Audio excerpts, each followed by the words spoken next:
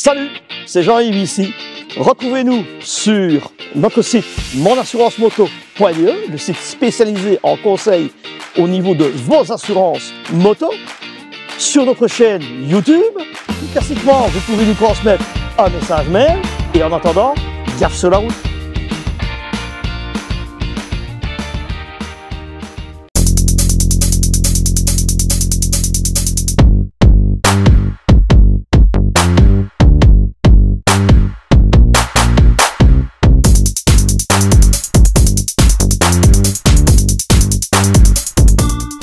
Motostore, c'est votre concessionnaire Ducati, Indian, Suzuki, Aprilia, Piaggio, Vespa et Benelli en province de Liège.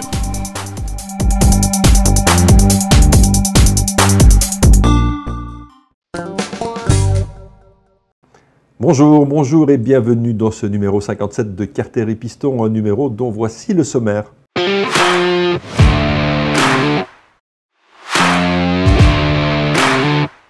Moto Morini est sous contrôle chinois depuis 2018, pourtant l'ADN italien reste bien présent, la preuve avec cette SCR 650.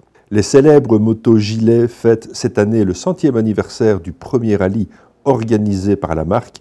C'est au guidon d'une Gillet culbutée de 350 cm3 de 1937 que j'ai pu participer à cet événement. André Malherbe nous a quittés il y a quelques mois. Cet immense champion s'est vu honoré à la citadelle de Namur, lieu mythique de ses exploits.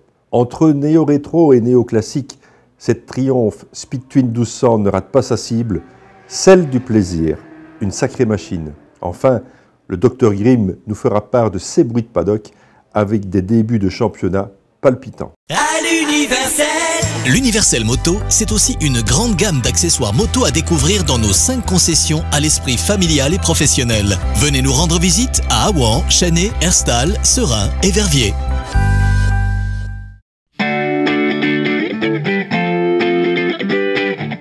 Hot Motorbike à Teux, c'est votre concessionnaire Triumph KTM et Gaz de référence. Chez Hot Motorbike, vous n'aurez affaire qu'à des professionnels, mais surtout à des passionnés.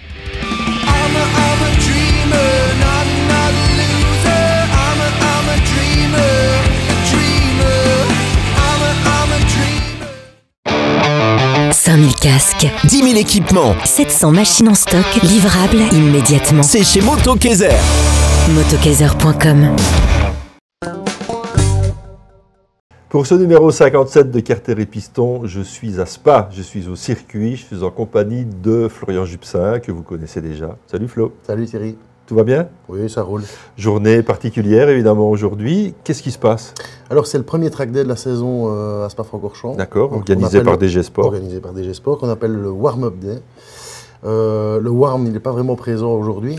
Il fait plutôt froid. C'est un peu loupé, oui. Plutôt froid et humide. Loupé, ouais. Mais bon, je vois que les pilotes roulent quand même et de ce que j'entends dans le paddock, ils prennent quand même du plaisir. Donc ça, c'est le principal. Ouais.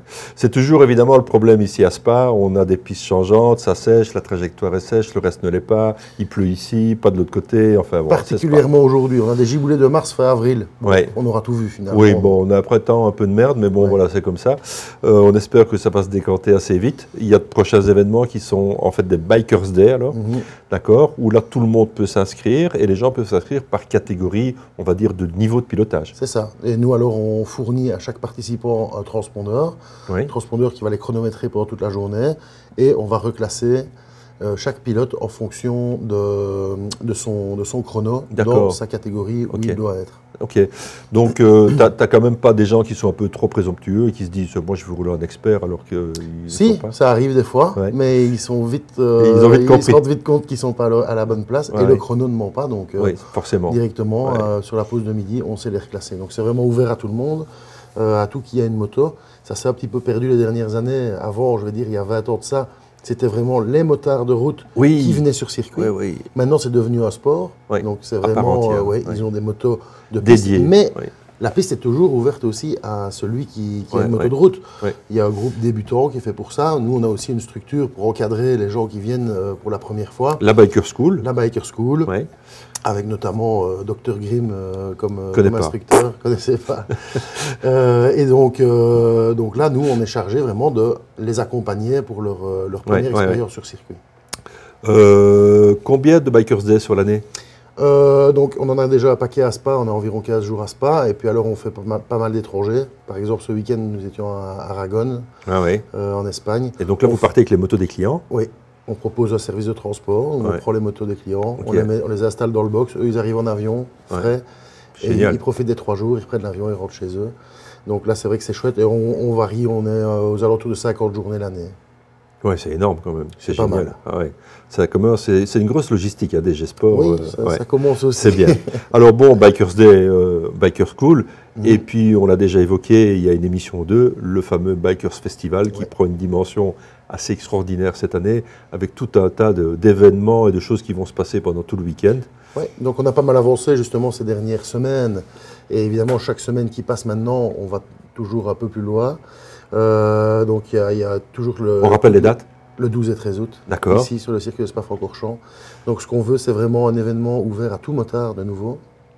Il y aura des essais, il y aura de l'activité sur la piste avec des anciennes, avec des modernes, avec des sidecars.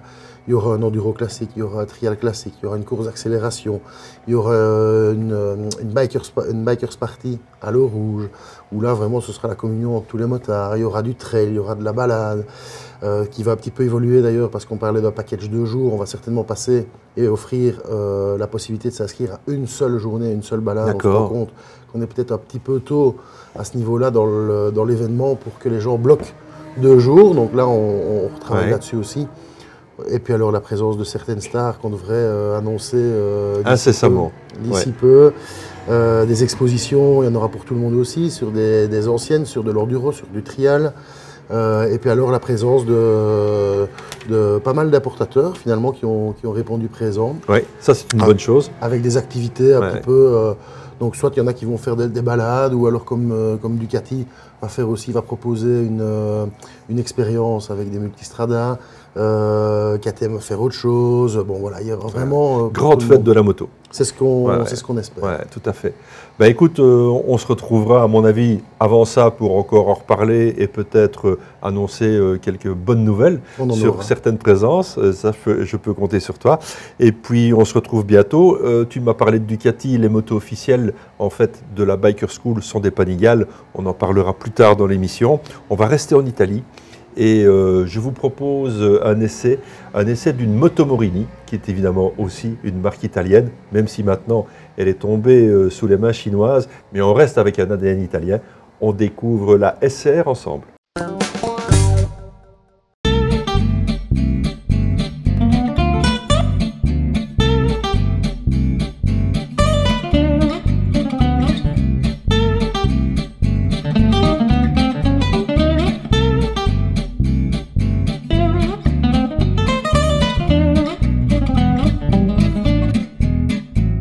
Moto Morini est certainement une des marques les moins connues, une des marques italiennes les moins connues, à côté des monstres comme MV Agusta, Ducati évidemment, d'autres marques comme Moto Guzzi ont fait les beaux jours de l'Italie, et Moto Morini est passé un peu dans l'oubli. Après quelques rebondissements depuis 2005, la marque est tombée depuis maintenant quelques années aux mains d'un groupe chinois, et ce groupe chinois continue en fait dans l'esprit de Moto Morini le développement de la marque avec des nouveaux modèles qui sont pour le moins alléchants. Rappelez-vous la X-Cape qu'on avait présentée l'an dernier et qui nous avait, et qui a pour la plupart de ses propriétaires, qui les a ravis tellement cette moto est un excellent compromis. Alors ici on est sur la 6,5, je ne vais pas faire l'injure de prononcer en italien, on est sur la 6,5 SCR, c'est-à-dire la version un peu scrambler. Avouez quand même comme moi que cette moto a vraiment une sacrée gueule. Moi personnellement j'adore, c'est le genre de petite bécane plaisir. On a beau la regarder sous toutes les coutures, c'est bien foutu. Il faut dire qu'on est passé à un niveau 2.0, je crois à mon avis, sur les machines qui proviennent de Chine en tout cas.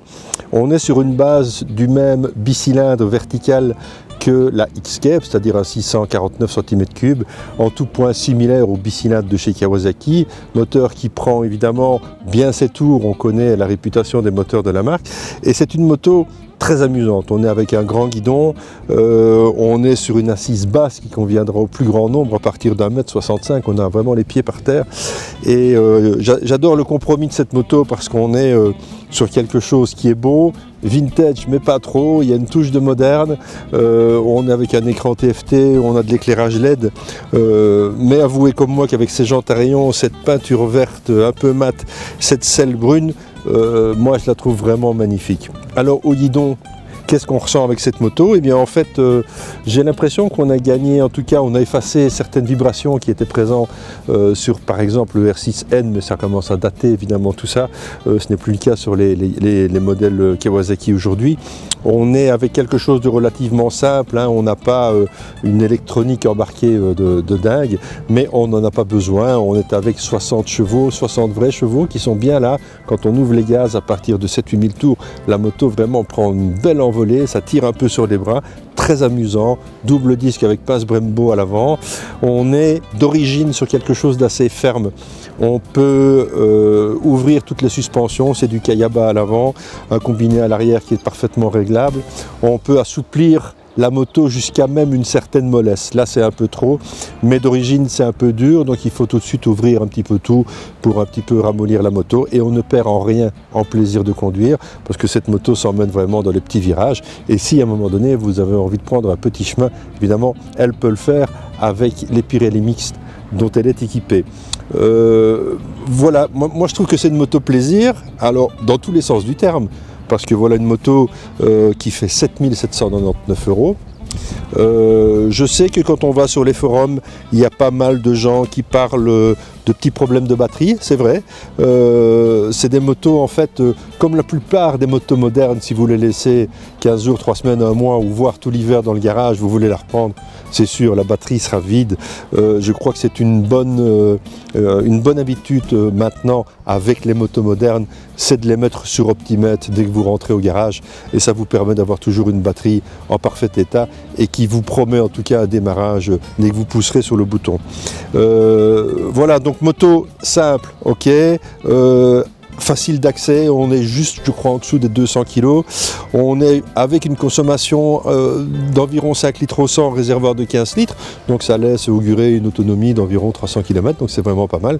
Moi j'aime bien ce genre de moto parce que elle peut allier le boulot. On peut évidemment aller en ville avec. Le moteur, c'est pas un 3 ni un 4 cylindres. Si on est vraiment sous régime, il va un peu cogner, mais il va tout à fait s'en sortir en ville. On pourrait peut-être juste lui reprocher pour la ville un rayon de braquage un tout petit peu faible. Pour le reste, en fait, sur les petites routes ardennaises, c'est un vrai régal. La moto s'inscrit un peu dans le style d'un supermoto et on prend vraiment beaucoup de plaisir à son guidon. Moi, je ne sais pas ce que vous pensez, mais voilà, la petite face avant avec le phare à LED, ce petit garde-boue un peu à la mode, on est bien d'accord, mais très très bien. On a des poignées de maintien pour le passager avec un beau développement ici pour la place des pieds. Alors, on aurait pu se dire d'avoir un échappement un peu plus sympa en termes de sonorité d'abord, en termes de look. Finalement, il passe totalement inaperçu puisqu'il est ici avec toute la partie qui permet l'homologation Euro 5 qui est vraiment cachée sous le moteur. Donc, bien foutu dans tous les sens du terme. On peut regarder la visserie, on peut regarder l'assemblage, on peut regarder le passage de câbles. Il n'y a pas grand chose à dire. Les points négatifs, je vous les ai énumérés. Il n'y en a pas beaucoup. Rapport prix-plaisir, 7 799 €. Que dire de plus pour un 6,5 qui remplit parfaitement sa mission dans pratiquement tous les domaines. Maintenant, si on est adepte du voyage au long cours, il faut penser à certaines autres choses, pardon. Et si maintenant vous êtes opté beaucoup plus tout-terrain, vous avez évidemment la X-Cape chez Moto Morini. Donc voilà, une belle promesse, et une promesse tenue en tout cas, avec une marque qui continue en fait de s'étoffer et de nous ravir, parce que moi je suis très content de pouvoir faire des essais et de vous dire qu'une moto à 7 799 € avec une finition comme ça, c'est vraiment bien.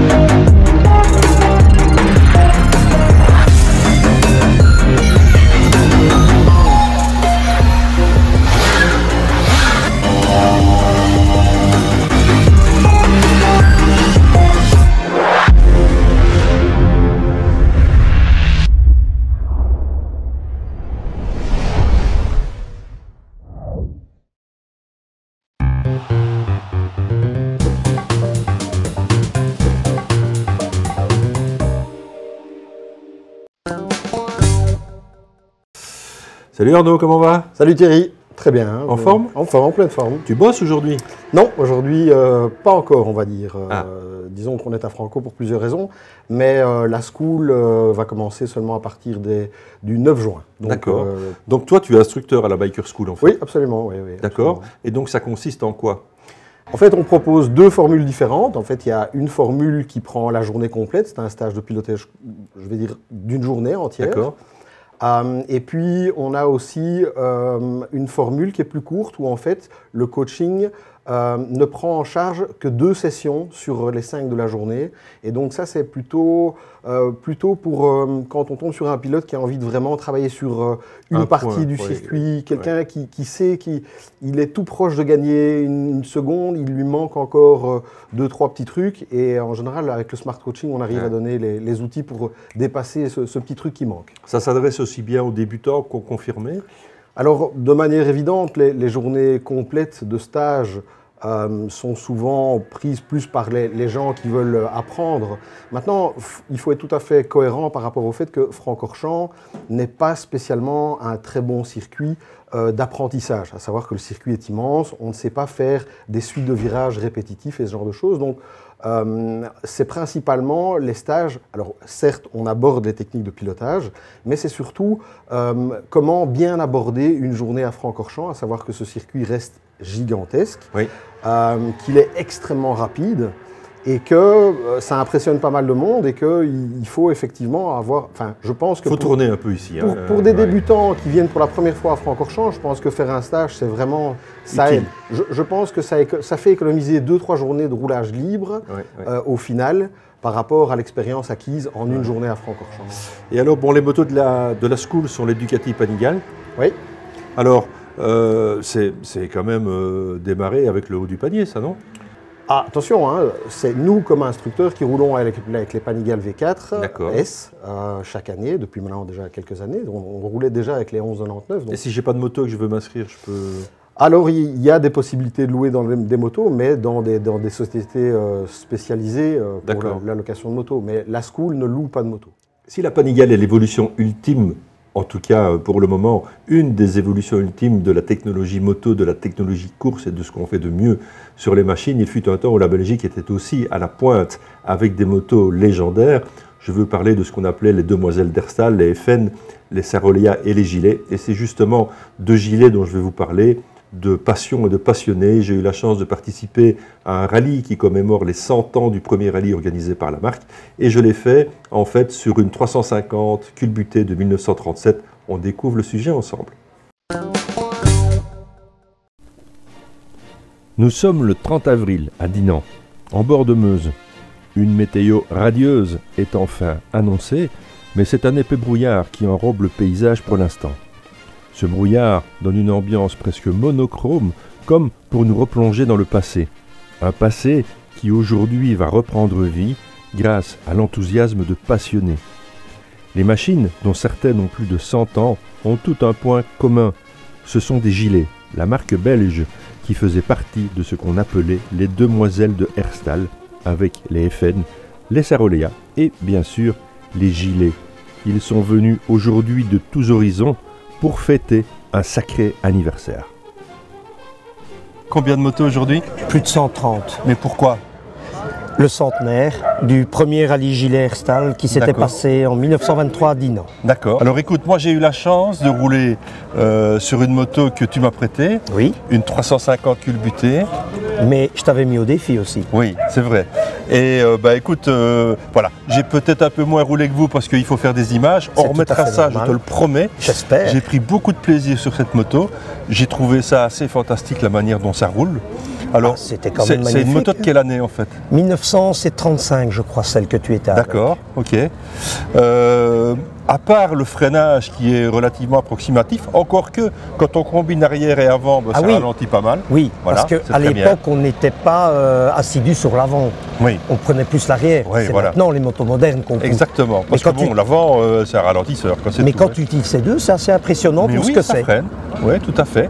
Alors bon, vitesse au pied, ça c'était sympa. Ah, oui. À l'inverse, Bon, ça m'a pas trop dépaysé, j'ai une vieille Royal Enfield qui roule de la même Oui, façon. donc nickel. Donc voilà, par contre je trouve que les gens étaient plus petits à l'époque, parce que moi j'étais un peu... Eh bien, c'est exact. Ils étaient plus petits.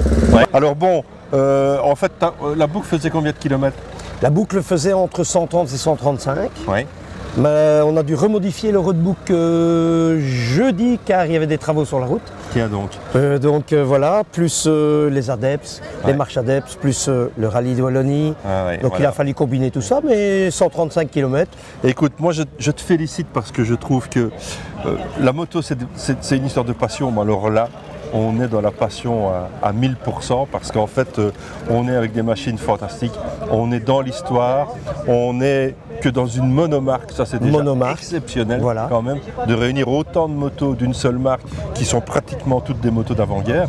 Et où il y a quand même des après-guerres, mais il y a des gens qui viennent de partout. Oui, exemple.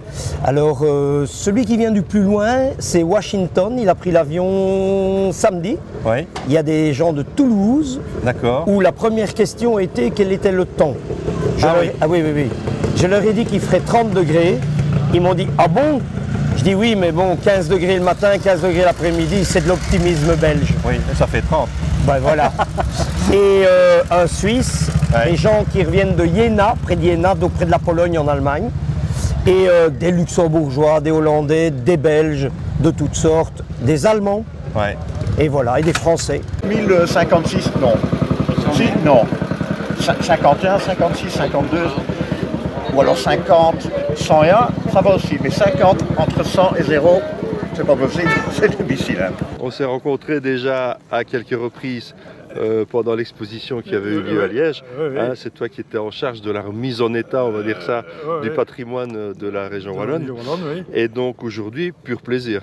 Ah, tout à fait. Là maintenant, on sort les motos, on ne travaille plus pour les autres, on travaille pour soi. Exactement. Et maintenant, des journées comme ça, on en profite. Hein. Et puis c'est une journée exceptionnelle. Hein. Oui, absolument. Rallye Gilet, il va y avoir à peu près 130 motos rien que de la marque Gilet. C'est impeccable ça. C'est hein, fabuleux. Alors tu vas rouler avec quoi aujourd'hui? Ah, je roule avec une Milan. D'accord. Une Gilet Milan, c'est un modèle 300, cylindrée 300 à 4 vitesses de 1954. D'accord. C'est une moto qui est dans son jus. Je ne l'ai pas restaurée ni rien. Et voilà, ça roule quoi. Hein. Ça a une bonne performance, très peu de consommation, ça a des frais. Hein, on voit déjà qu'on a déjà des moyeux en aluminium déjà pour l'époque. Et c'est impeccable quoi. Hein. Écoute, mille merci pour cette invitation. Ben, j'espère que Mais- tu t'es bien amusé. Tu me promets, on remet ça, mais Bien sûr. cool, et alors sans caméra? Bah quand même, une petite pour des souvenirs. Merci Vincent, Merci c'était une aussi. journée extraordinaire. Merci bravo. à toi et merci aux autres.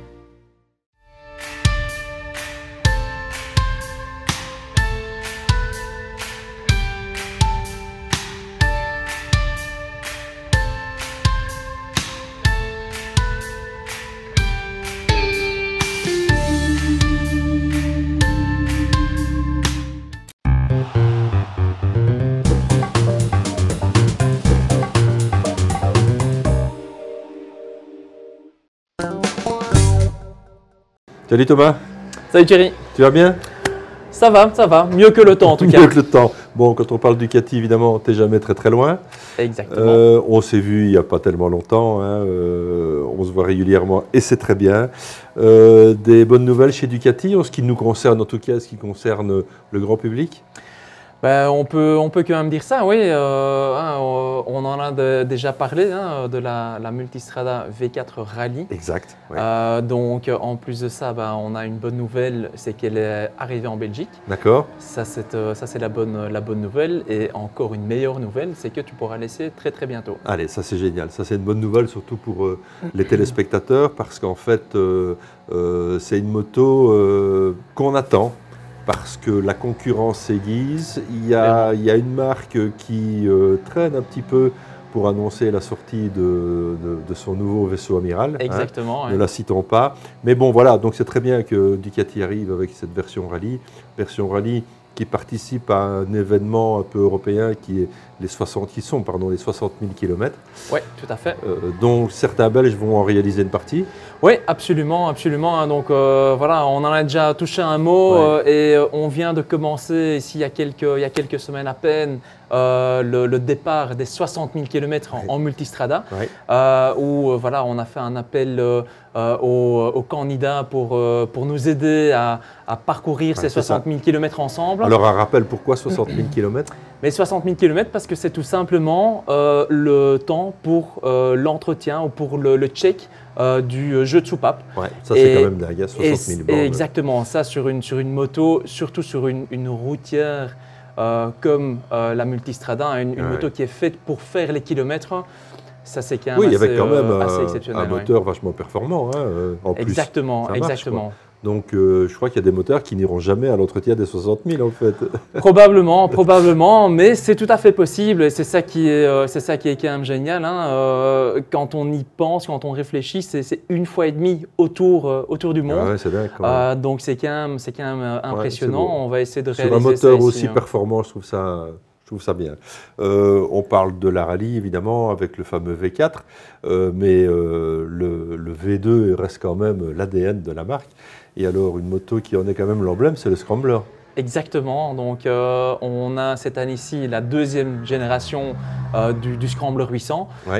Et voilà, la Ducati Scrambler, c'est la moto qui a été créée, pour les gens qui ne le savent peut-être pas, mais qui a été créé pour le marché américain. Dans les années 60. Exactement, en Californie, en 62 pour être bien précis. C'est pour ça qu'on retrouve aussi le numéro 62 parfois sur les motos, etc. Et donc c'est une moto qui a été spécialement développée pour ce marché-là, pour tous les surf boys and girls, pour partir à la plage, faire du surf, etc. Fun, Exactement, une moto super fun pour vraiment prendre du plaisir, pour être cool, relax, etc. On a la deuxième génération du Scrambler moderne qu'on sort cette année-ci. Et ça, c'est aussi une moto que tu pourras découvrir prochainement. Écoute, j'espère, parce que je me rappelle encore de cette extraordinaire présentation du premier Scrambler à Palm Springs aux États-Unis. On avait pris un pied d'enfer. Et là maintenant, tu as promis. Donc forcément, on va bientôt essayer ce nouveau Scrambler dans l'émission. D'autres choses, je crois qu'il y a un bel événement qui se prépare avec Ducati ici, à Spa notamment. Il y a un très très bel événement qui se prépare ici, ensemble avec DG Sport, avec Florian. On a chaque année une journée de piste qui est la journée Ducati, la Ducati Day ici à Spa, qui est organisée par DG Sport, où ces dernières années, en fait, on le fait lors du Spa Italia. D'accord. Alors, pour rappel, le Spa Italia, c'est… Donc, le Spa Italia, cette année-ci, c'est le 11 juin, donc c'est un dimanche. Important, 11 juin. Important, donc c'est un dimanche. Et en fait, c'est la grande fête italienne pour tout ce qui a 4 roues et 2 roues.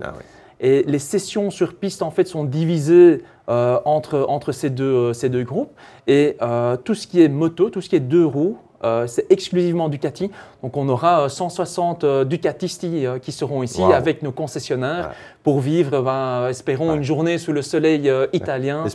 Espérons-le. Mais ça, c'est la fête rouge, quoi. Voilà. Exactement. Il y aura de l'Alfa, il y aura de la Ferrari. Il y aura de la Lamborghini, il y aura vraiment tout ce qui est italien et tout ce qu'on adore, tout ce qui est beau, tout ce qui est magnifique.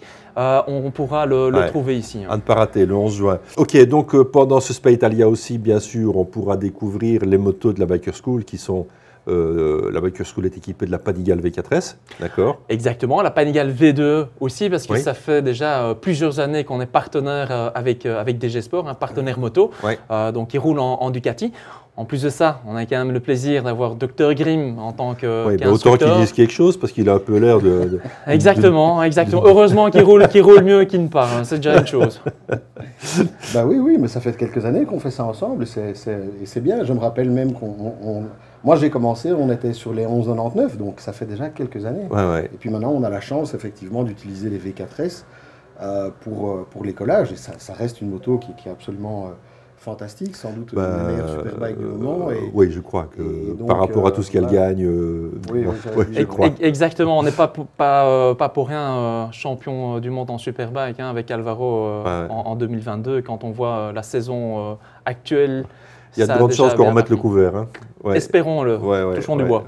Mais bon, voilà, donc vraiment Ducati pour le moment est en train de rafler la mise un peu partout et c'est très bien, tant mieux pour le monde de la moto, tant mieux pour pas que le monde de la course, mais il y a du plaisir à aller chercher dans tous les secteurs, hein, que ce soit entre elles, que ce soit en néo-rétro, donc voilà, Ducati, je dis pas ça parce que tu es là, mais pour le moment, vous avez le vent en poupe et c'est très bien. Oui, il faut rappeler aussi que toutes ces avancées arrivent justement sur les motos de série. Et quand on voit aujourd'hui les performances de la Ducati, que ce soit en Superbike ou ailleurs, ou moi tout simplement quand j'utilise, je sais aujourd'hui que j'ai dû rouler avec des pneus qui n'étaient pas des pneus vraiment en piste.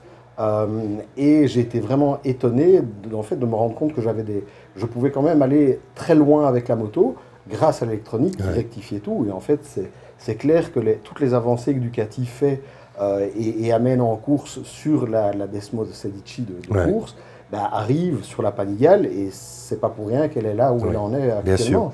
Donc, c'est quand même une des raisons aussi de la compétition, hein, c'est qu'elle a toujours fait bénéficier le grand public d'avancées technologiques. C'est pour ça qu'on l'appelle aussi le laboratoire. Exactement. La compétition, le circuit, c'est vraiment un laboratoire pour développer des technologies, des éléments mécaniques, électroniques et tout, pour par après justement pouvoir le proposer au grand public et pour que le grand public puisse en bénéficier, parce que c'est non seulement des éléments qu'on retrouve en Panigale bien évidemment en premier, mais par après sur tout le reste. Ça se retrouve aussi sur tout le reste, sur les multistradas, sur les monsters, etc. Donc c'est que bénéfique pour le client. Les gens l'ignorent, mais c'est vrai que quand je monte sur une multistrada, j'ai l'impression d'être au guidon de la V4S. C'est-à-dire, en fait, toute l'interface et toutes les aides sont les mêmes globalement. Donc, et ceci dit, heureusement, parce qu'on a tendance à l'oublier, que la montée en puissance générale multimarque de toutes les motos font qu'on se retrouve avec 150, 170, 180, 200, 220 chevaux. Et on se dit, ouais, c'est cool. Il ne faut pas oublier que sans électronique, ces motos sont inconduisibles. Hein. Exactement. Et pour la majorité des pilotes, c'est la gamelle assurée très très vite. Hein. Donc, exactement. On a besoin de ça, vraiment. Et on a tendance à oublier parfois que sans ces aides électroniques, on aurait toute une partie du plaisir et surtout beaucoup de danger au guidon de ces machines. Bon les gars, merci. On va se retrouver évidemment très vite, hein, au Spa Italia notamment. Hein, on viendra faire un tour et manger une glace, parce que j'imagine que... Hein, s'il y a un Spa Italia, il y aura une glace, il y aura du bon café. Voilà, exactement. Allez, c'est pas toi qui vas faire. Hein, parce que... Allez les gars, merci, on se retrouve bientôt. On va parler d'un ancien champion qui nous a quittés le 24 novembre dernier, c'est André Malherbe. Et en fait, ce phénomène du motocross a gagné 3 titres de champion du monde et pas de la moindre des façons, c'était vraiment un phénomène à tous les niveaux. Déjà au niveau média, il faisait des choses fantastiques, c'était le chevalier blanc, il était habillé tout en blanc. Et bon, malheureusement en 88, il fut victime d'un grave accident lors du Dakar, qui l'a laissé handicapé à vie. Il nous a quittés et en fait, les gens qui se sont occupés de lui et ses fans ont décidé de lui rendre hommage en créant une cérémonie et un monument, on va appeler ça comme ça, qui se trouve sur l'esplanade à Namur, lieu du célèbre motocross GP, qui avait lieu à Namur sur l'esplanade, lieu mythique de ses exploits. Et on va découvrir un reportage qui est fait par Alex Rasinski. On part à Namur.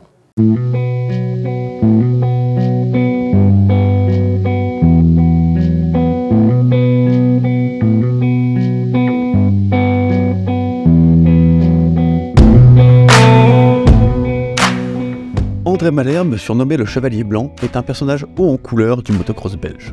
Il a à son palmarès 3 titres de champion du monde et 3 titres de vice-champion en 500 cm3 au début des années 80.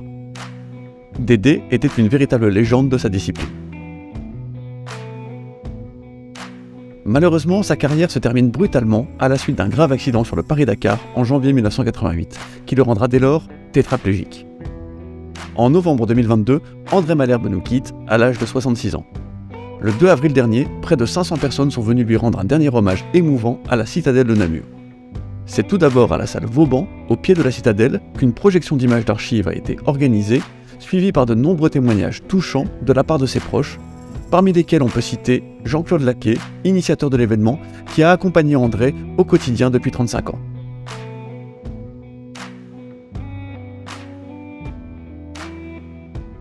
Un cortège a ensuite pris la direction du Panorama, devenu un mémorial dédié au motocross à Namur, pour la dispersion des cendres d'André Malherbe.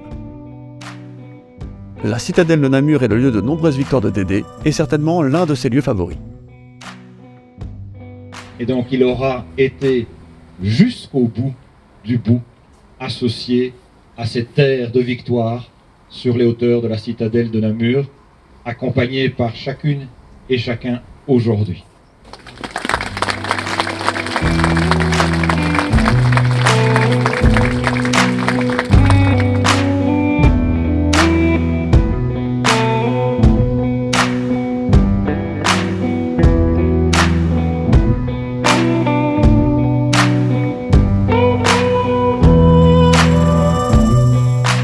Cette journée fut l'occasion pour de nombreux fans de se rencontrer et de se remémorer les heures de gloire du pilote utois.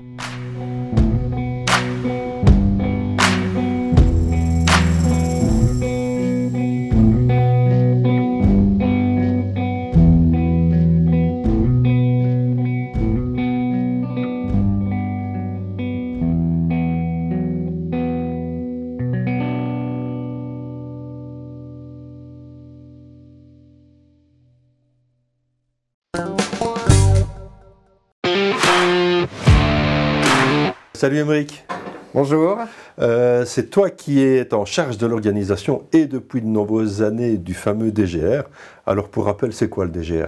Alors le DGR, c'est le Distinguished Gentleman Ride. C'est un événement mondial qui a eu sa naissance en Australie il y a déjà 11 ans, je crois. D'accord. Et nous, à Liège, c'est la 10e année qu'on le fait, parce qu'on n'a pas démarré tout de suite. Mais là, cette année, ça va être Alors le principe, c'est quoi? Le principe, c'est un événement caritatif.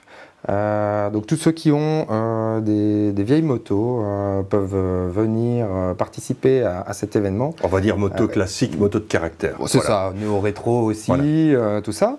Le but du jeu, c'est de s'habiller en costume cravate, dandy quoi, hein, gentleman.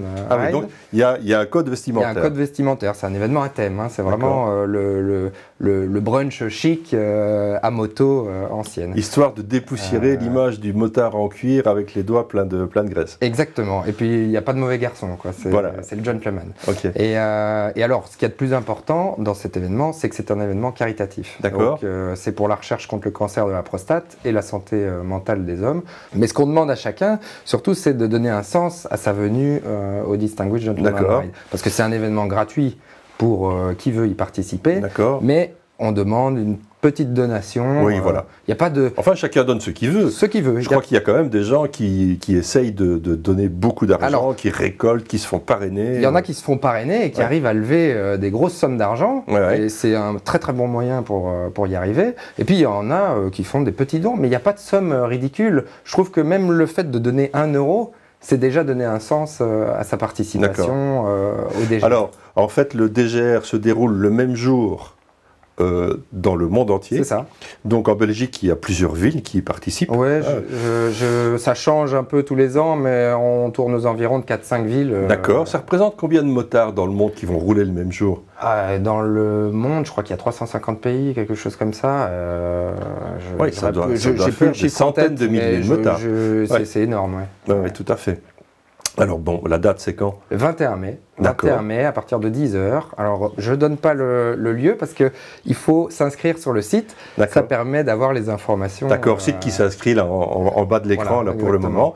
Et donc la surprise est là, on va s'inscrire sur le site, on donne une participation, voilà ce qu'on veut. On n'est pas obligé, mais c'est toujours bon de jouer le jeu, de participer. Voilà. Alors bon, endroit de rendez-vous qu'on va découvrir sur le site internet, on se donne rendez-vous là-bas, et puis qu'est-ce qui se passe? Et alors, bon, on a un événement très statique où on peut découvrir les motos des autres, rencontrer les gens qu'on n'a plus vus depuis un certain temps. La communauté motard se retrouve un peu. Et puis alors, à partir de 13-14 heures, c'est encore à définir parce que je suis encore dans l'organisation.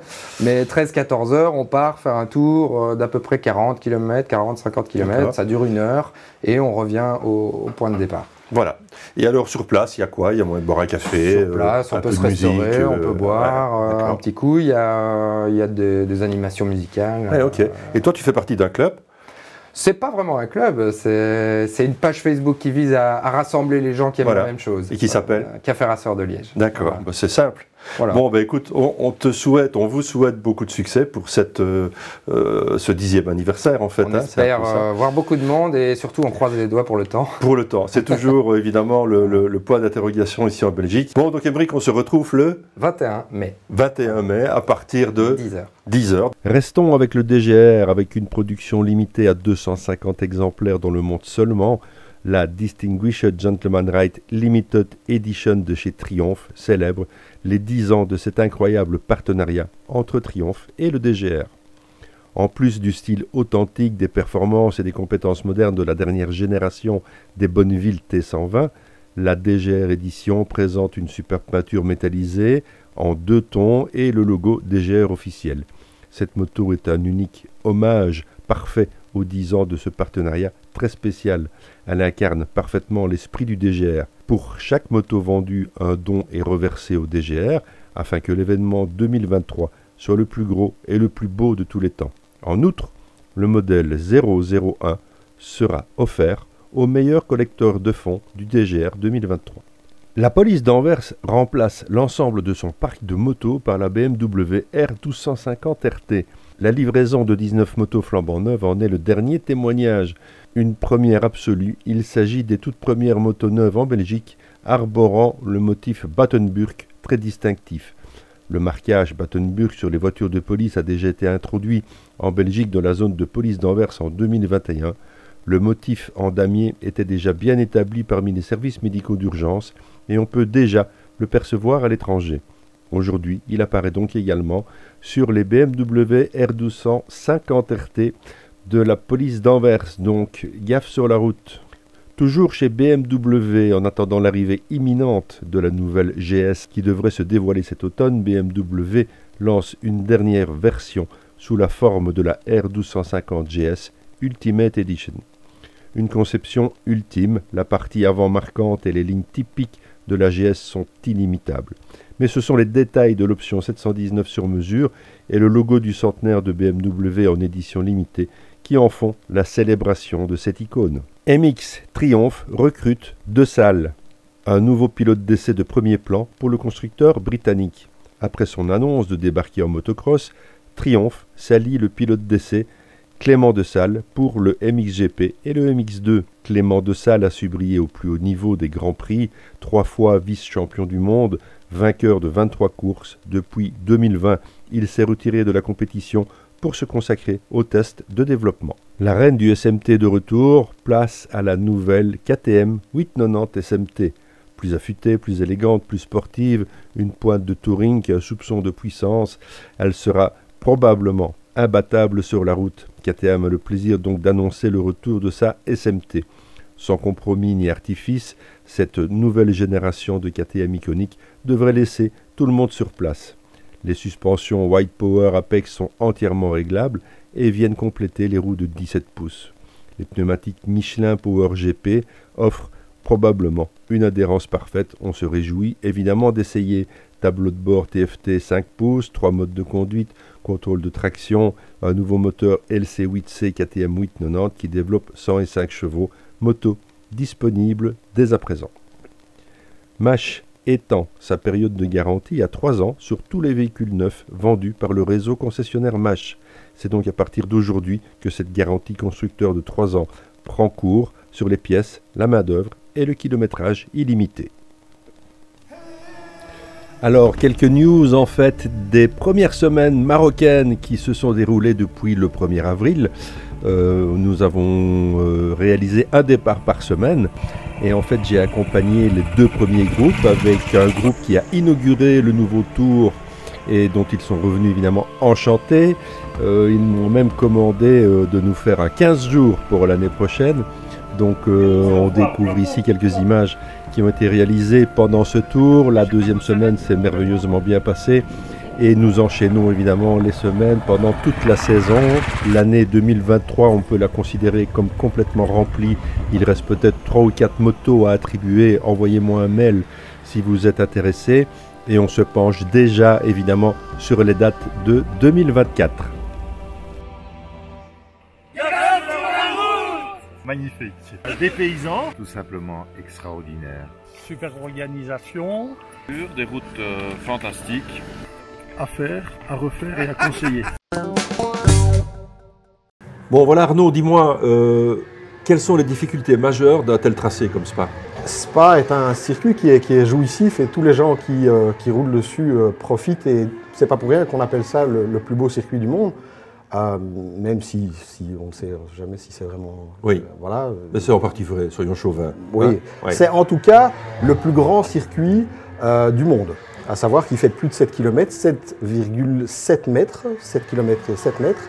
Et donc on a un circuit qui est particulièrement grand et en fait la plus grosse difficulté c'est surtout d'arriver à assimiler rapidement les vitesses incroyables qu'on atteint sur ce parce que c'est un circuit très très rapide. Oui, absolument. Alors il y a des circuits qui sont typés très rapides comme aussi le Red Bull Ring ou des choses comme ça. Oui. Mais ce sont des circuits qui font 4 à 5 km maximum. Qu'on assimile plus vite. Voilà. Et ici c'est 7 km avec vraiment des passages qui sont...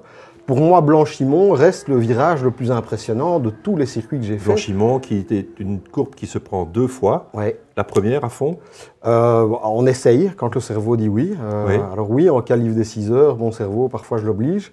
Mais c'est toujours délicat parce qu'en fait, on passe là-bas à 2,80. Hein, d'accord. Et je dirais que Et quoi, donc vous êtes corde et tu sors vibreur? Ben justement, la trajectoire de Blanchimont est une trajectoire tout à fait particulière où personne ne peut la trouver sans avoir été guidé auparavant avec la school, enfin, ou pas avec la school.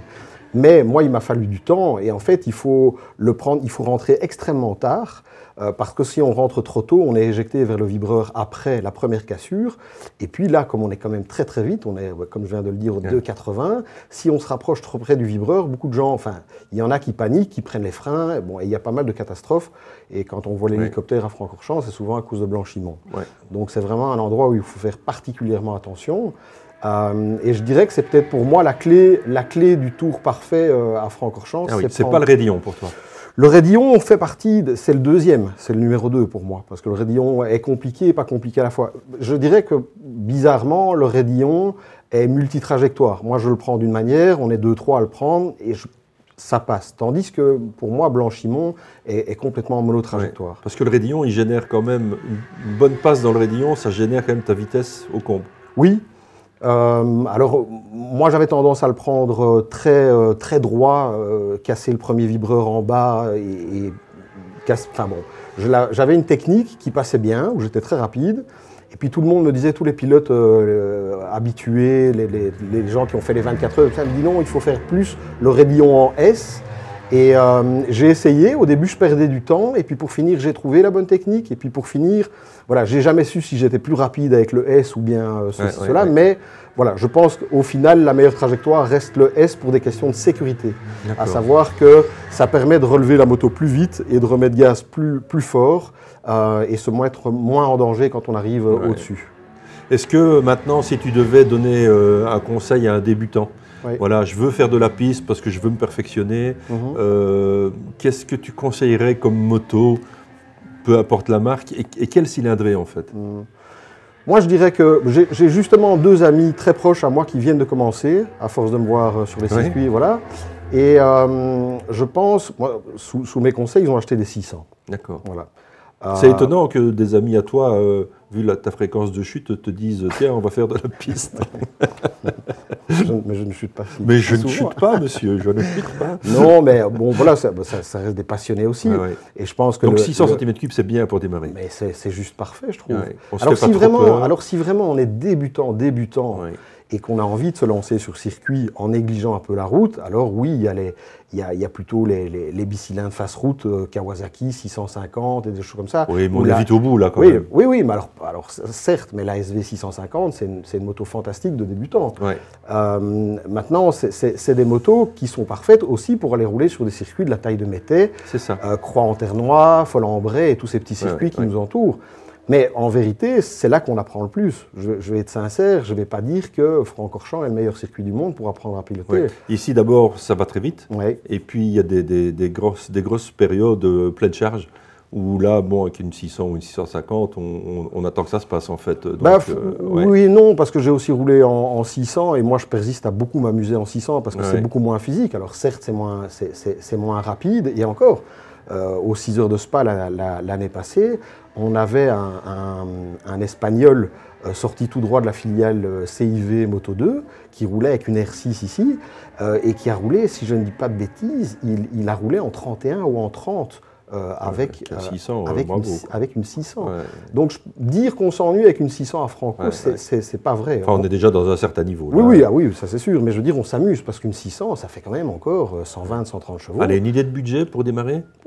Une R6. En fouinant un peu sur le deuxième main ou le bon coin. Entre 3 et 4 000 euros. Il y a moins d'acheter une moto qu'il faut déshabiller, mettre un poli. Et puis voilà. Moi, ma première moto de piste, la toute première, c'était une RS 250, une Aprilia. Bon, c'est tout à fait typique et j'adore le deux temps, voilà.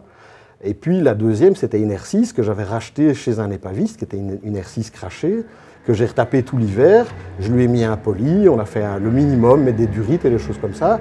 Et je me suis amusé comme un fou pendant 3-4 ans. Et je faisais des stages de pilotage avec Stéphane Mertens, avec BMC, des choses comme ça. Ça t'a permis de t'améliorer? Oui, je dirais que c'est un petit peu le passage. Je ne vais pas dire obligé, parce qu'il y en a qui font très peu de stages. Ouais. Je persiste à penser que faire des stages, ça améliore, comme je disais tantôt, une journée de stage ici à Franco fait gagner presque 3 jours de roulage en termes d'expérience de piste sur le circuit. Et si j'ai deux mains gauches, tu peux donner un coup de main pour la préparation des motos? Oui, alors en fait, au niveau de notre atelier, bon, j'ai un petit peu justement focalisé plus sur uniquement la préparation de motos.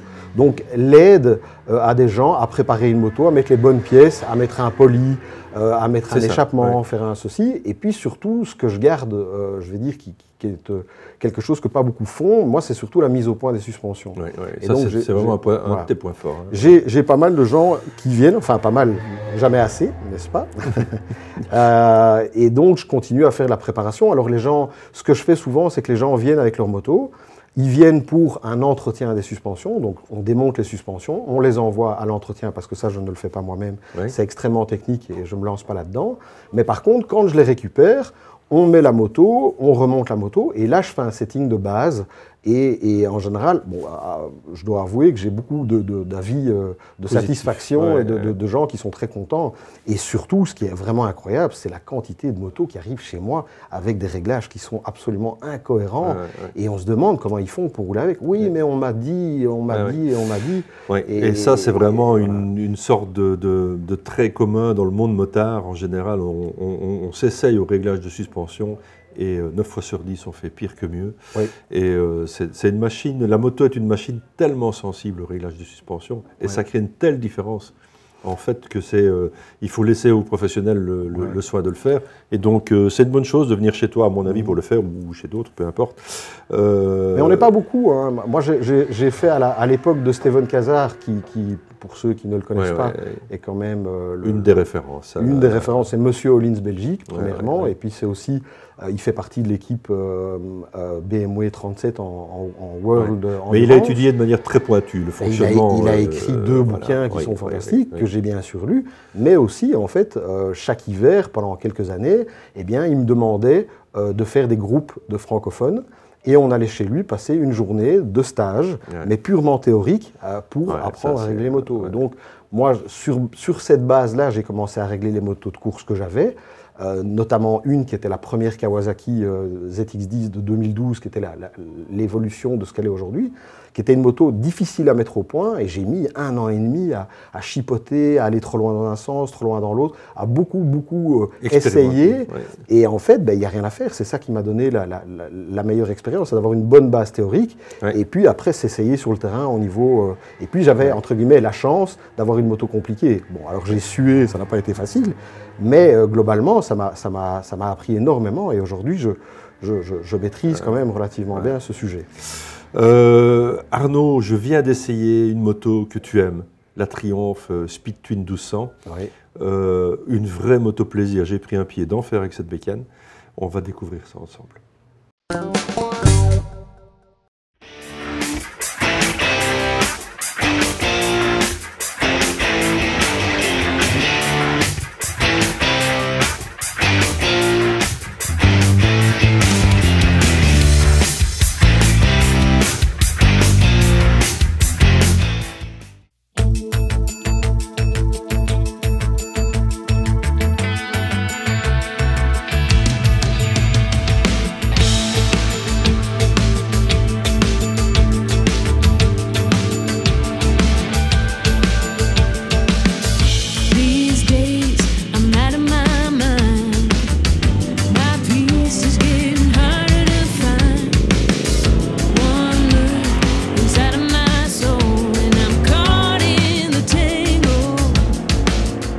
Alors, ça, j'aime vraiment bien.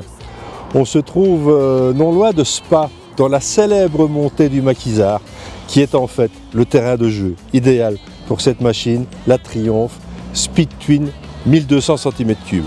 C'est un vrai roadster comme on les aime, dépouillé, sobre, beau, très beau. Moi je le trouve vraiment magnifique. On est évidemment chez Triumph, donc on est évidemment dans une finition exemplaire. Il n'y a rien à dire au niveau finition sur cette machine. Tout est à sa place et tout est de bonne facture, avec de la belle pièce, avec des aluminiums brossés, avec un bouchon de réservoir Monza, avec des petits garde-boue courts, avec des rétroviseurs en embout de guidon, avec des leviers réglables. Vraiment tout ce qu'il faut pour que cette moto, en fait, moi j'y changerai rien. Si je l'achète, je la laisse comme ça. C'est juste parfait. Alors est-ce que le ramage vaut le plumage? Eh bien écoutez, oui, vraiment. D'abord, position de guidon légèrement sur l'avant, un tout petit peu agressif. Tout est fait pour s'amuser ou se promener. En fait, on a un excellent retour d'information du train avant. On a des suspensions qui sont juste souples, mais comme il faut. C'est juste parfait, en tout cas en ce qui me concerne. Même ma grande taille, je ne suis pas trop replié. J'adore en fait la manière dont on peut conduire cette moto et par moments la piloter. Tout suit évidemment, on a double disque avec passe Brembo à l'avant. On a un confort de selle que je croyais être un peu limité vu l'épaisseur. J'ai pas essayé avec un passager, en tout cas pour le pilote, moi je trouve ça parfait. Cette machine fait partie de l'héritage de la Bonneville, c'est le moteur de la Bonneville 1200, c'est un moteur qui a fait ses preuves. On n'est que, entre guillemets, sur 100 chevaux, mais sans vrais chevaux, avec de la patate en bas, on peut descendre à 20 km/h en troisième, on ouvre, ça ne cogne pas, ça repart, et puis à un moment donné, ça devient rageur. J'adore ce côté paisible et en même temps de bête qui est enfouie et qui n'est prête qu'à une chose, c'est bondir jusqu'au virage suivant. C'est une vraie moto plaisir dans tous les sens du terme, aussi bien pour les yeux que pour le pilotage, que pour la balade. Alors elle est ici dans une livrée orange qui normalement est peut-être encore disponible, allez voir chez votre concessionnaire. On est évidemment sur des motos qui sont extrêmement bien finies, extrêmement performantes, avec un gros réseau, et en fait ces machines ne sont pas évidemment les meilleurs prix du marché. On est ici à 14 095 €, mais pour ce prix-là, sincèrement, on en a pour son argent. Bon sang, quelle machine, même la sonorité d'échappement me convient, j'irai pas en chercher plus. Sur les petites routes ici, comme le Maquisard, on profite de ces quelques heures de soleil, on ne peut même pas dire quelques jours, parce qu'on a un début de saison un peu pourri, et je me répète ici dans le maquisard, pour ceux qui connaissent, c'est vraiment, vraiment amusant. C'est vraiment son terrain de jeu. C'est vraiment son terrain de chasse. Et c'est une machine qui vous fera autant plaisir quand vous serez attablé à un bistrot sur une terrasse et de la regarder avec les rayons du soleil qui viendront péter sur la moto et se réfléchir sur toutes les parties chromées, que de la conduire ou le matin quand vous ouvrez la porte du garage. Moi je suis vraiment séduit par cette machine. Alors si on doit lui donner quelques réserves, bon effectivement il manque une béquille centrale, ce serait quand même un peu plus facile pour la tension de la chaîne. On a 3 modes de conduite, on a un mode rain, un mode road et un mode sport, ce qui est largement suffisant. On est sur une instrumentation un peu minimaliste, mais a-t-on besoin de plus? On a une jauge à essence, on a un rapport engagé, on a 3 modes de conduite, on a un compteur, on a un compte-tour. Voilà, il faut pas plus en fait. Et vous remarquerez comme moi aussi qu'on a des poignées qui sont aussi bien au niveau du frein que de l'embrayage qui sont entièrement réglables. Et voilà, moto qui fait 216 kg si mes souvenirs sont bons, 100 chevaux, 216 kg, beaucoup de couple, une grosse patate, une grosse machine à plaisir en tout cas. Allez essayer une Speed Twin, vous serez à mon avis séduit. On est entre cette T120 qui est la classique de chez Classique et des machines plus modernes. On est ici dans un très bon compromis néo-rétro avec une machine qui a de la gueule, qui en jette et qui avance.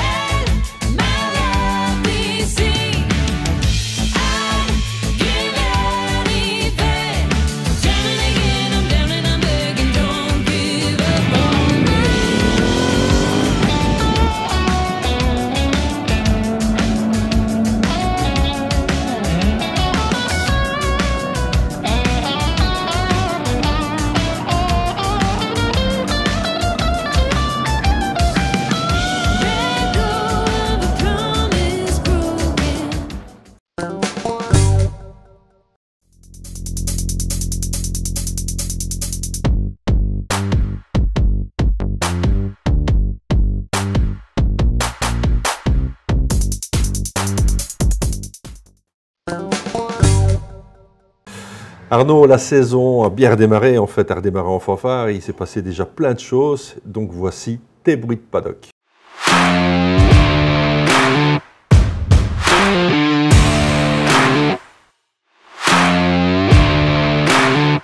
Bien écoute, oui Thierry, c'est vrai que tous les passionnés de course sont de nouveau au rendez-vous et bien au rendez-vous. On a eu des week-ends bien chargés. Oui, plein d'émotions déjà. Oui, effectivement, il y a dans tous les championnats ont redémarré. Bon, alors évidemment, on va se concentrer sur les plus importants. Bon, on a le championnat du monde d'endurance qui a redémarré, qui est quand même un championnat dans lequel on a quelques Belges qui est passionnant, de toute façon. Oui, qui est passionnant. Alors, je dirais que pour avoir vu quand même beaucoup de courses, et voilà, j'ai déjà vu des 24 heures du Mans plus rebondissantes. La fin de course cette année était, je veux dire, enfin, il ne s'est rien passé en fin de compte. C'est surtout au début de course, notamment au premier virage, quand la moto du CERT est tombée au premier virage. Ça a mis tout le monde. Voilà. Donc, c'était parti, on s'est dit, ça y est, c'est repartir pour 24 heures de folie. Et puis pour finir, ça s'est calmé. Et puis la fin de course a été relativement calme, je trouve. Championnat du monde dont nous aurons une manche ici à Spa. Très prochainement, oui, effectivement. Voilà. Et donc là, au niveau du podium, on retrouve en fait l'équipe FCC TSR Honda, équipe officielle franco-japonaise, championne du monde en titre, mais n'ayant jamais gagné une course. Et là, ils gagnent au Mans, et donc ça c'est pas mal parce que c'est quand même toujours dur de gagner un championnat sans gagner de course. Et donc là, ils se sont dit, bon, c'est la confirmation, c'est l'accomplissement, et ça fait du bien. Être champion du monde en titre, commencer la saison par une victoire, forcément, ça booste les équipes. Maintenant, il y a le Yacht, toujours présent aux avant-postes, qui était là, qui a fait deuxième. Le Yacht. Une équipe assez incroyable, avec une moto qui est quand même étonnante, parce que la Yamaha marche quand même super bien. Il y avait un nombre impressionnant de Yamaha sur la grille, notamment en super stock. Et puis en troisième position, c'est la BMW numéro 37, qui est quand même une moto belge avec un team belge. Bien sûr, les vainqueurs des 24 heures de l'an dernier ici à Spa. Ici, exactement, oui. Donc on a un beau podium. Et puis l'équipe BMW a fait double dans le sens où ils ont aussi gagné la catégorie Superstock aussi. Ouais. Donc BMW, ils ont fait un très très beau week-end, ce qui augure forcément d'attentes assez fortes par rapport à Spa, puisque c'est vraiment leur course nationale. Oui. Et donc, je pense qu'on va vivre de nouveau les 24 heures de Spa d'une manière assez intense. Ouais, ça va être sympa. Alors, tu vas nous parler quoi, du Superbike ou du MotoGP? Les deux. Le Superbike, alors quand on parle Superbike, donc le World Superbike, championnat du monde de moto de série, et le MotoGP, en fait, aujourd'hui, si je devais résumer en un seul mot, tu me dirais, tu n'as qu'un mot à dire pour me décrire la situation, je te dirais Ducati. Bon, c'est d'une simplicité absolue, c'est même assez flippant, à savoir que en MotoGP, c'est Ducati qui est devant. Alors Bagnaia... Oui, ils sont devant, mais bon, il y a eu des bourdes. Hein. Oui, absolument. Mais je veux dire, quand je dis Ducati, je parle... aujourd'hui, c'est Bezzecchi, donc c'est la VR46 Bezzecchi qui est en tête du championnat, mais il roule sur Ducati. Oui. Alors, le numéro 2, c'est Bagnaia. Alors, le dernier GP, on a vu Rins faire une course complètement incroyable avec une Honda sortie. Improbable. Oui, alors du talent pur, comme déjà a pu le montrer Rins auparavant, parce que Rins il rentre dans ce cercle très fermé des pilotes qui ont gagné sur 2 marques différentes. Oui. C'est un club très fermé. Et il a gagné dans toutes les catégories aussi, le Grand Prix des Amériques. Oui, absolument. Et donc c'est étonnant parce que finalement c'est un pilote, on ne peut jamais dire de seconde zone à ce niveau-là, mais finalement qui fait très peu parler de lui. Oui. Alors moi je rigole toujours avec ça parce que pour moi Rins il a une tête de comptable. Tu vois, il n'a pas la tête de l'emploi. C'est vrai. Il n'a pas la tête d'un tueur. Là, comptable dans un zoning industriel milanais. Voilà. Alors on va dire que Bagnaia n'a pas spécialement une tête de tueur non plus. Non. Bon, malgré que ce le soit, c'est tous des tueurs dans cette catégorie. Mais je veux dire, Rins a fait quand même une course exceptionnelle qui aussi relance Honda et il passe premier pilote Honda et donc ça c'est quand même assez fou. Ben oui, parce que l'absence de Marquez évidemment qui s'est reblessé évidemment, on peut quand même augurer que ça sent la fin de règne. Hein. Alors moi je reste persuadé qu'il va rebondir et qu'il est encore capable de gagner un championnat du monde. Certains pas. Je vous rappelle qu'on a voulu un petit peu enterrer trop vite notre ami Rossi qui a quand même quitté à 42 ans. Alors certes, il n'a plus regagné de titre, mais voilà, la mentalité de Marquez, pour moi, je dirais, c'est le plus couillu des pilotes de l'histoire du MotoGP, j'ai envie de dire. Ouais. Maintenant, est-ce que le fait de se sentir peut-être un peu, entre guillemets, en arrière et que les loups sont là, les jeunes loups, ne le pousse pas un peu à faire du pilotage un petit peu trop à la hussarde, comme on l'a vu dans l'avant-dernier Grand Prix? Oui, absolument. Ouais. Enfin, maintenant, à ce niveau-là, une erreur d'un millième de seconde et on est par terre. Hein, donc il faut quand même relativiser les choses. Ce qui s'est passé quand il a accroché Oliveira, ça peut arriver à n'importe qui. Maintenant, il a des détracteurs, il arrive quand même très très fort dedans. Oui, je pense quand même que s'il y a quand même une sanction, je la trouve méritée. Ouais. Parce que voilà, il faut calmer un peu le jeu. Oui. Qu'est-ce que tu penses en fait de la course du samedi? Moi, personnellement, je trouve que c'est assez spectaculaire et c'est agréable à regarder. Maintenant, moi qui suis un peu plus proche de l'autre face, je me dis quand même qu'effectivement, on est en train d'un peu surexploiter ces pilotes et ces équipes, aller tordre, aller chercher la dernière goutte de médias, ceci, de C'est ce qui me dérange le plus en fait, parce que la concentration doit être telle aussi bien le samedi quand ils prennent part au sprint, où c'est 10 tours, où là, s'ils partaient avec des battes de baseball, on les verrait se taper dessus. Et je trouve que c'est un peu trop intense, et d'aller chercher cette concentration le samedi, de la retrouver le dimanche, je suis d'accord avec toi, on leur en demande à mon avis un peu trop. Oui. Oui, d'autant plus que leur présence média sur circuit, en fait, ils sont sursollicités. Et donc, c'est pas comme si non plus ils pouvaient vraiment faire le vide, vaquer à leurs occupations, se calmer, ceci, cela. Et donc, je pense qu'on a atteint vraiment une limite. On est à 21 courses par an. Oui, c'est énorme. Et personnellement, je trouve ça trop. Je pense qu'il faudrait idéalement revenir à 18-19 en gardant le format éventuel de la course sprint. Oui. Mais faire 21 courses sur une saison... Ça en fait 42 en fait. Hein. Oui, mais c'est énorme. Alors bon, ces jeunes quêtes...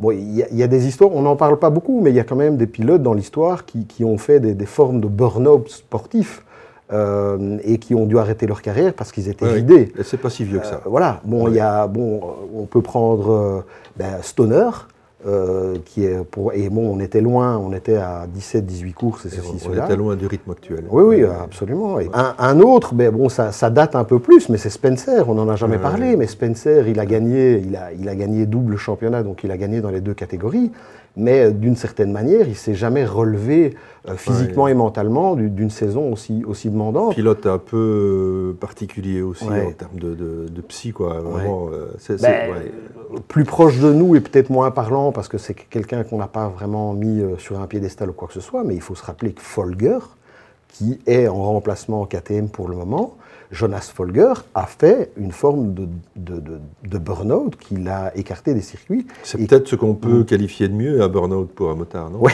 effectivement, c'est pas con. T'es très bouffé du clown aujourd'hui, c'est bien. Désolé. Mais non, c'est parfait. Mais donc, voilà, j'ai envie de dire, je crains pour la santé de certains qui n'ont peut-être pas... Alors, c'est une question de détachement aussi. Il y a des gens qui, comme Rossi, ont pris toute leur carrière avec un certain détachement qui leur a permis de faire une très bonne carrière. En fait. Mais tu as des gens qui sont beaucoup plus proches et qui sont beaucoup plus... voilà, je dirais un Quartararo me paraît quelqu'un d'émotionnellement beaucoup plus impliqué, des gens qui se mettent plus de pression. Enfin, lui, alors parlons de lui. Bon, ben, ça va pas être facile. Hein. Ah, oui, non, ça va être même très compliqué. Je crois que la Yamaha n'a pas évolué, en tout cas comme lui l'aurait voulu. Elle a quand même gagné un petit peu apparemment en vitesse de pointe, mais c'est pas encore suffisant. Oui, donc tu disais Ducati, mais effectivement, ça représente une bonne part du plateau. 8. Oui, c'est les seuls à avoir autant de motos. Hein. Voilà, donc la probabilité d'être devant, forcément, augmente aussi. Un petit peu de Moto 2, parce qu'on a failli assister à un exploit de Barry. Oui, effectivement. Il a malheureusement chuté, mais il est en 5e position. Oui, et il claquait des temps. Oui. On dirait qu'il a passé un step. Oui. Et moi, j'ai l'impression que ce step vient de son équipe et de la sérénité avec laquelle il aborde tout ça.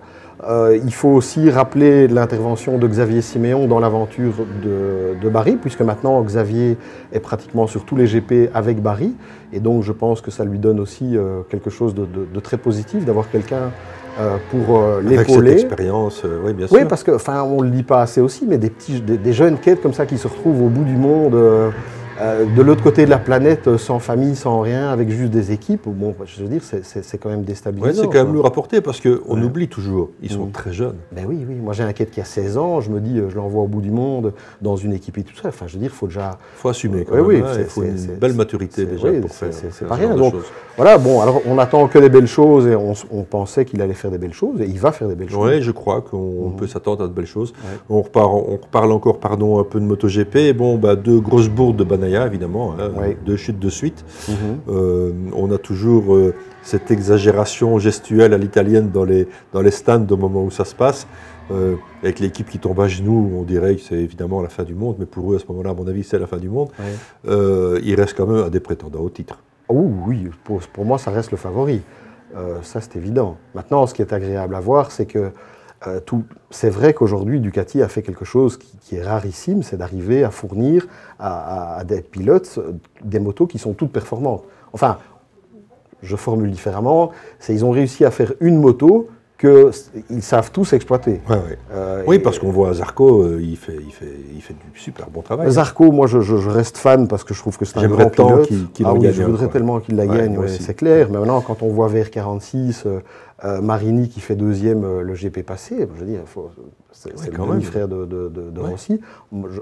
allez, chapeau, franchement. Ouais, et puis Bezzecchi qui est en tête du championnat du monde, donc son coéquipier. Ouais, tout à donc c'est non négligeable. C'est du sacré bon boulot. Oui, et en fait, ça éclaire aussi quelque chose de très ennuyant pour Yamaha et qui n'est pas du tout de bon augure pour Quartararo, c'est qu'en fait, Yamaha va avoir toutes les difficultés du monde à trouver une équipe satellite et que je pense que la VR46 est tellement performante avec les Ducati que pour eux... Je ne vois pas pourquoi ils changeraient. Non, ou alors c'est vraiment, contrairement à ce que Yamaha a toujours fait, c'est d'avoir une équipe cliente, entre guillemets. Enfin, quoique Tech 3 était quand même partenaire, mais cliente quand même. Ouais. On se rappelle que Petronas et donc le team précédent se plaignait de n'être qu'un client et de devoir dépenser beaucoup d'argent et tout ça.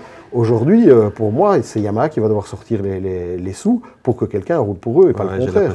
Parce que vendre une moto comme ça... Et c'est pas beaucoup mieux chez Honda. Donc, non, sauf avec des exploits comme Rins ou ceci, cela, où tu te dis il y a quand même une lueur d'espoir, parce qu'il faut quand même gagner les États-Unis. Ah oui, il ne faut surtout pas démériter le pilote, mais voilà, ça va être des étincelles...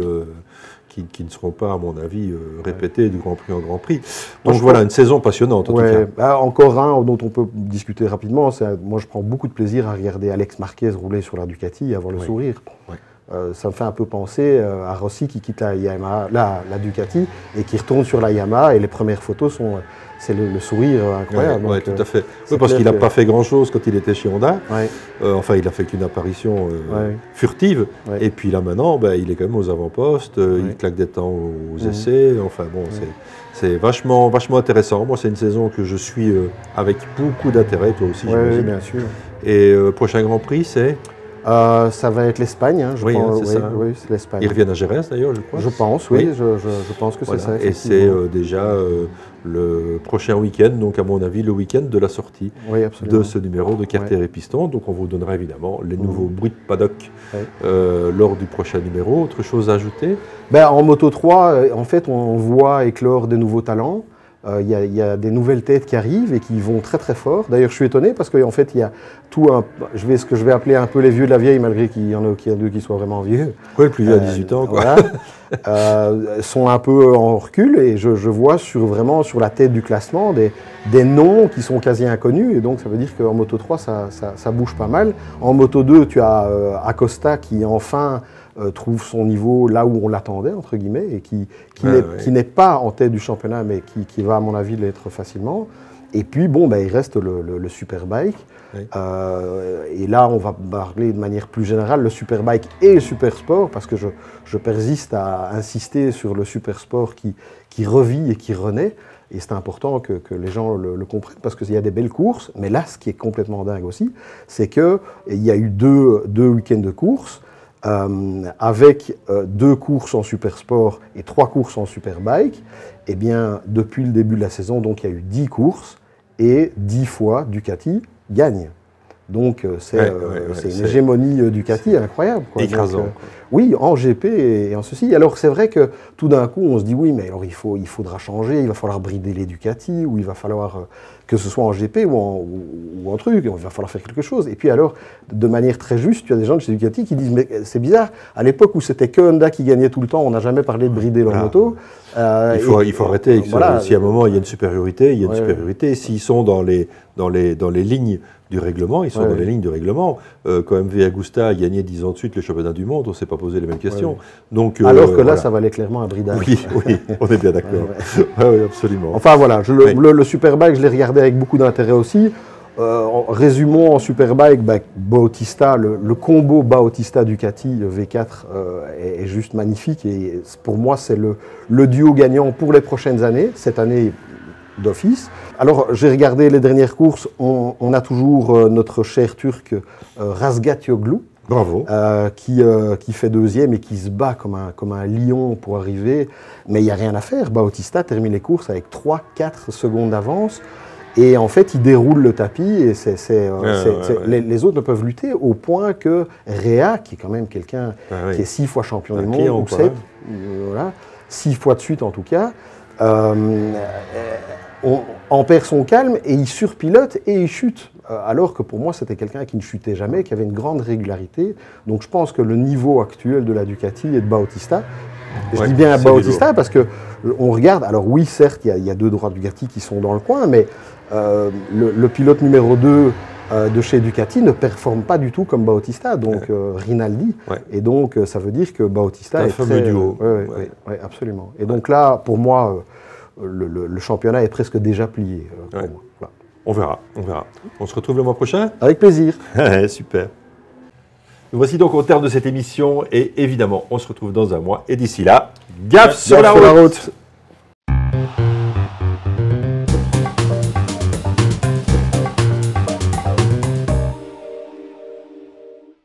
Salut, c'est Jean-Yves ici.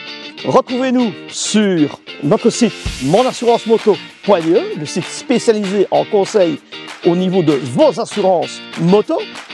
Sur notre chaîne YouTube, classiquement, vous pouvez nous transmettre un message mail. Et en attendant, gaffe sur la route.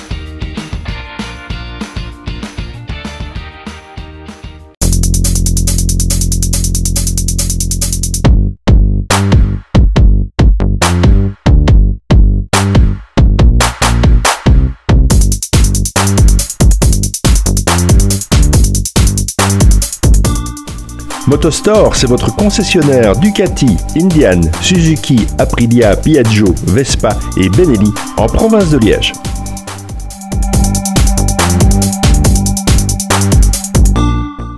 À l'Universel. L'Universel, c'est un large choix de scooters, motos, toutes cylindrées et d'accessoires dans la région liégeoise. L'Universel vous accueille dans ses 5 concessions à l'esprit familial et professionnel à Aouan, Chennai, Herstal, Serein et Verviers.